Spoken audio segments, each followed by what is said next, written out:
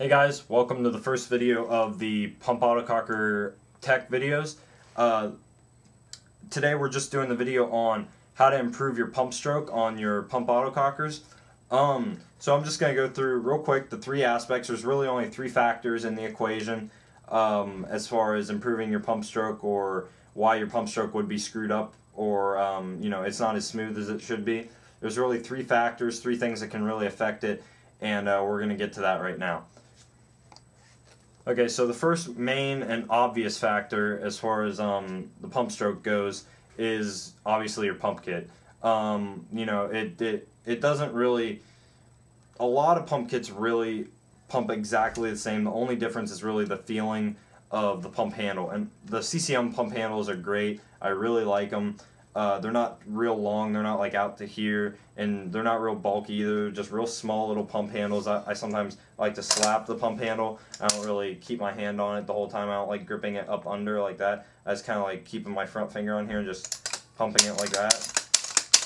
So a small pump handle works for me. It differs from person to person, obviously, with preference, but you can have pump kits that are smoother than others, just with the two stabilizing rods like the deluxe CCM pump kit has on it, so it can make it a bit smoother, but for the most part they all pump about the same.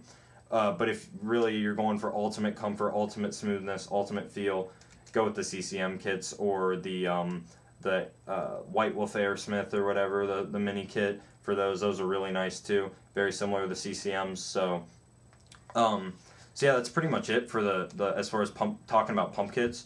As far as smoothness goes with the pump kits. Other than that, it's really preference. Also, real quick, before we get off the pump kits, even with the high-end pump kits like the CCMs, you can get what's called binding, and that is when inside the pump handle where these guide rods go into, there's little holes in there. I'm not sure if the camera can pick it up, but they're there, and when these guide rods move in and out of when the pump handle moves down the length of the guide rod, it can create what's called binding over time. And what that is basically lots and lots of friction going on. And I'm not exactly sure how it works. I'm not exactly sure how it does what it does. But basically, it just makes your pump stroke very, very kind of jumpy, almost like it can be smooth for the first few millimeters or whatever, and then it can kind of jolt a little bit. So it just makes for a very creaky, nasty pump stroke, and binding is just definitely not good. The quick fix for this, if you have a Dremel, just to polish off your guide rods. If not, I'm not sure if that would work actually. I'm sure it would, just to polish off some of the burrs on there. But if not, put some mechanical lube or any type of lube you have really.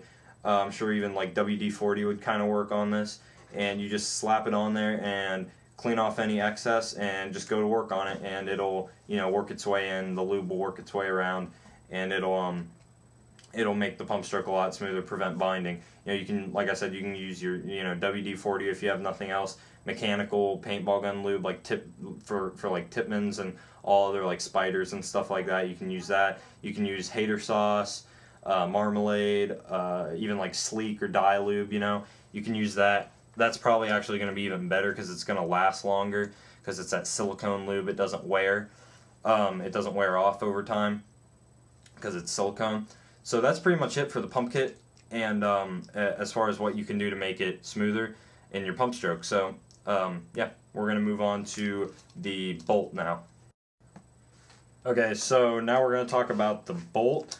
Okay, so obviously the Wargames products, bolts, the stock bolts on the WGP autocockers they're very heavy. They come with O-rings, and O-rings create a lot of friction, and the weight, it's only a few ounces heavier, but you wouldn't think much of it. But when you're out on the field for hours and hours and you're pumping a lot, it can bother you a little bit if you're meticulous like me, that is. I don't like it when the pump stroke isn't just how I like it to be. And I'm very, very meticulous about it, so I like it to be very, very smooth. So definitely look into getting a Delrin bolt. Also, another problem, just like with the pump kits, even with the high-end pump kits, problems can develop with them, and that would be the same thing, just like with the pump kit binding, which is basically where a lot of friction happens, and after so much, you would think they'd break in or something, but sometimes burrs can develop on these, and that's just very microscopic, like little pieces that are sticking up and whatever, and it can just be with that many of them, there can be a lot of little burrs, and it can slow down your pump stroke a lot, and it can bother people that like a very smooth pump stroke. So basically, the way to fix that is just take a very, like, almost like a sanding sponge or a very fine grit sandpaper, and sand down the Delrin part of the bolt, not the metal. If your bolt has metal on it, then Delrin. Don't sand the metal, sand just the Delrin, and just sand it for a few seconds on each side, and it should get most of the burrs off. It should make your pump stroke very smooth. This thing actually used to be a very ugly pump stroke, even with the CCM and the Delrin bolt. I'm sitting here like, okay, what's wrong? Because I have the nicest pump kit you can get, and I have a Delrin bolt in here, and it's still not that smooth. And besides the lower tube kit, those are pretty much the two main things, and it was kind of baffling. So I didn't really know what to think. So definitely look into getting a Delrin bolt. It's probably the biggest thing you can do to improve your pump stroke, if nothing else. So now we're going to move on to talking about the lower tube kit. Okay, so now we're talking about the internals, the lower tube kit, where the valve, the hammer, the springs, all those little bells and whistles are. And when you're talking about the lower tube kit, a lot of people wouldn't really know why it would affect the pump stroke, but you have to realize this cocking rod right here, when you're pumping it, is being pushed back and cocked into place. There's spring tension in here, in this lower tube kit, and certain springs, certain internals have better springs in them. I think these are fine. I don't think I'd ever replace these internals. I think they work great. They're silky smooth. But CCM makes a nice one. It really depends from where you buy them, but I think CCM definitely makes the best lower tube kit. So if you're looking to really get your pump stroke refined and really down to effortless, the almost effortless pump stroke, upgrade to a CCM internals.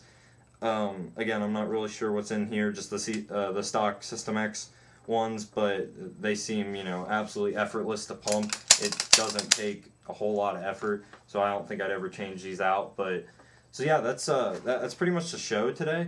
It's really the three things that can affect it. It's just the pump kit, the bolt, and the lower tube kit. And other than that, there's nothing really else that can affect the pump stroke. So I hope this was helpful. I hope you guys enjoyed it. Thanks.